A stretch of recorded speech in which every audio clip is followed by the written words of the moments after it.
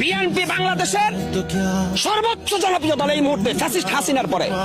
BNP কিন্তু মানুষ তারেক জিয়ার জন্য করে না, খালেদা জিয়ার জন্য করে না, বিএনপি করে শহীদ রাষ্ট্রপতি প্রেসিডেন্ট জিয়াউর রহমানের আদর্শে।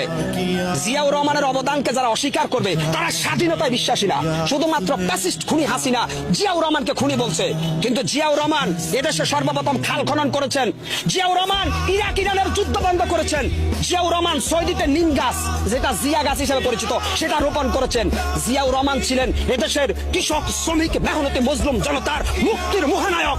জিয়াউর রহমানকে যারা খাটো করে তারা সত্যিকার অর্থে দেশদ্রোহী।